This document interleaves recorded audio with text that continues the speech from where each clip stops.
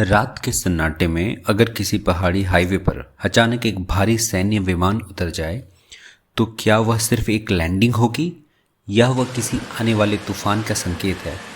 असम के मोरान बाईपास पर 4.2 किलोमीटर लंबा एक साधारण दिखने वाला हाईवे अब साधारण नहीं रहा, क्योंकि इतिहास गवाह है जो देश अपनी सड़कों को रनवे बना लेते हैं वे सिर्फ इंफ्रास्ट्रक्चर नहीं बनाते, वे मैसेज भेजते हैं। और यह मैसेज किसके लिए है?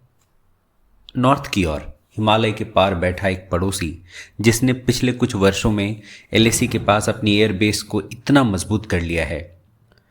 इसके पीछे एक कहावत है दोस्तों, तैयारी युद्ध को रोकती है, कमजोरी युद्ध को बुलाती है।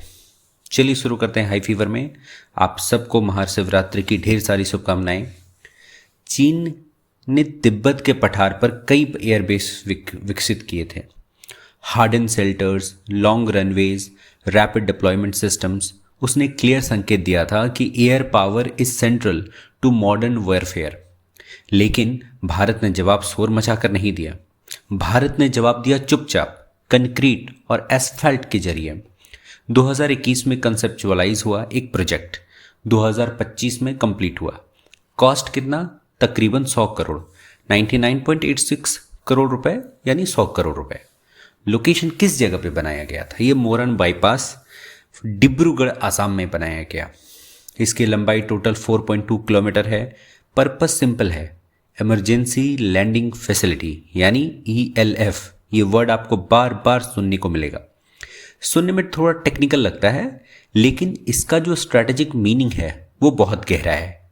प्रधानमंत्री नरेंद्र मोदी खुद भारतीय वायुसेना के C-130J सुपर हरक्यूलिस एयरक्राफ्ट में बैठकर चाबुआ से उड़े और सीधे इस हाईवे स्ट्रिप पर उतरे। वह लैंडिंग सिर्फ सेरेमोनियल नहीं थी, वह सिंबॉलिक थी। जब प्राइम मिनिस्टर किसी डिफेंस इंफ्रास्ट्रक्चर पर पर्सनली लैंड करते हैं तो वह डोमेस्टिक ऑडियंस से ज़्यादा इंटरनेशनल ऑब्जर्वर्स के लिए सिग्नल होता है। यह ELF सिर्फ एक रीइंफोर्स्ड हाईवे स्ट्रेच नहीं है, यह specially designed pavement quality concrete से बना है।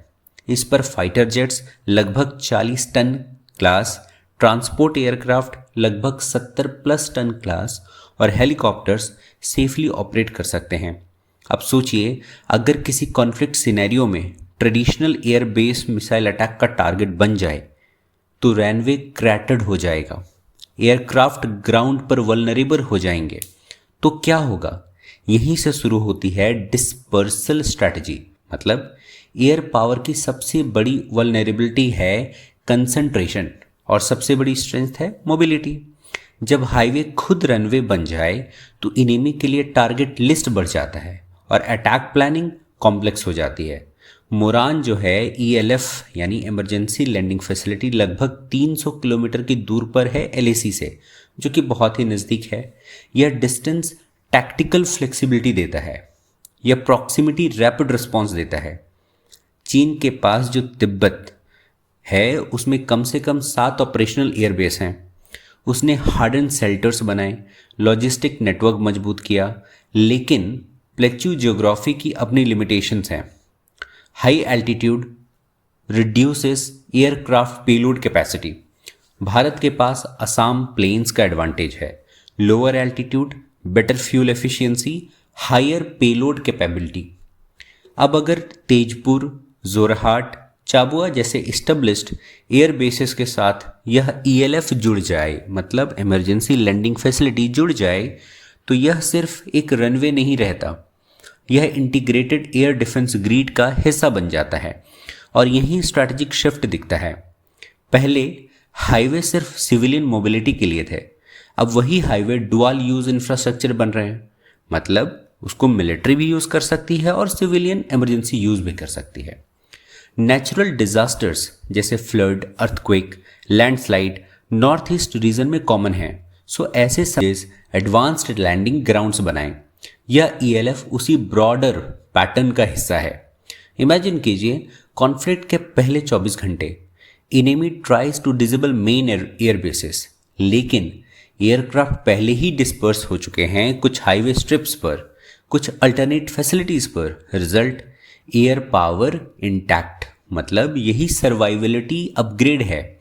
भारत की स्ट्रैटेजी अब स्टैटिक डिफेंस से डायनेमिक डिफेंस की तरफ शिफ्ट हो रही है, from fixed base vulnerability to flexible deployment model.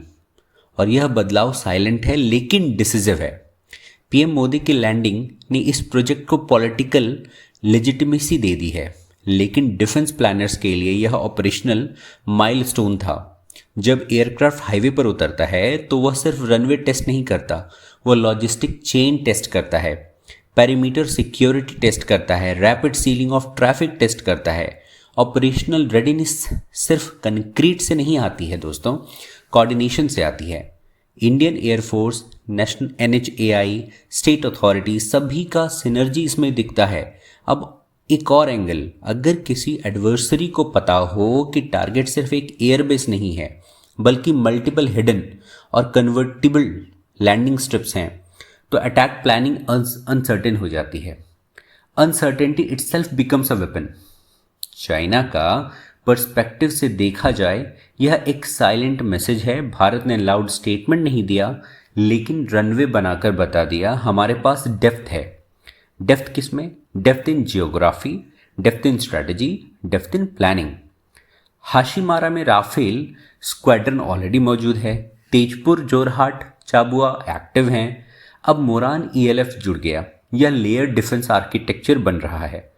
कभी कभी पावर दिखाने के लिए परेड की जरूरत नहीं होती, बस इंफ्रास्ट्रक्चर काफ़ी होता है। और यही नई जियोपॉलिटिक्स है। Roads are no longer just roads, they are strategic assets. Highways are no longer just transport corridors, they are potential runways. India preference architecture बन रहा है। कभी कभी पावर दिखाने के लिए परेड की जरूरत नहीं होती, बस इंफ्रास्ट्रक्चर काफ़ी होता है। और यही नई जियोपॉलिटिक्स है। Roads are no longer just roads, they are strategic assets. Highways are no longer just transport corridors, they are potential runways. India preparing for high intensity conflict openly नहीं कहता, लेकिन प्रिपरेशन साइलेंटली करता है। और शायद यही सबसे बड़ा डिफरेंस है। China builds visibly on the plateau, India builds quietly in the plains। Game theory में एक कंसेप्ट होता है क्रेडिबल कमिटमेंट का। जब कोई देश इंफ्रास्ट्रक्चर में इन्वेस्ट करता है तो वह लॉन्ग टर्म इंटेंट दिखाता है। 100 करोड़ का प्रोजेक्ट सिर्फ कंक्रीट का खर्च नहीं है, यह कॉन्फिडेंस का इन्वेस्टमेंट है। नॉर्थ ईस्ट लंबे समय तक कनेक्टिविटी चैलेंजेस से जूझता रहा, अब वही रीजन स्ट्रैटेजिक फ्रंटियर बन रहा है। अगर कभी सवाल उठे क्या यह सिर्फ एक रनवे है, तो जवाब होगा बिल्कुल नहीं। यह पॉलिसी शिफ्ट है, यह प्रिपेयर्डनेस मॉडल है, यह मैसेज है। जब सड़क रनवे बन जाती है तो सीमा सिर्फ नक्शे की रेखा नहीं रहती, वह ऑपरेशनल रियलिटी बन जाती है। यह लैंडिंग सिर्फ सेरेमोनियल इवेंट नहीं था दोस्तों, यह रिमाइंडर था। रिमाइंडर कि मॉडर्न वॉरफेयर में मोबिलिटी ही सर्वाइवल है, रिमाइंडर कि इंफ्रास्ट्रक्चर ही डिफेंस है, रिमाइंडर कि डिटरेंस साइलेंस में भी हो सकता है। और शायद सबसे बड़ी, यह सिर्फ 4.2 किलोमीटर की सड़क नहीं है, यह 4.2 किलोमीटर की स्ट्रैटेजिक स्टेटमेंट है। तो ठीक है दोस्तों, फिर मिलते हैं नई इस वीडियो में। धन्यवाद। इस पेज को लाइक करें, वीडियो को लाइक करें, शेयर करें, सब्सक्राइब करें।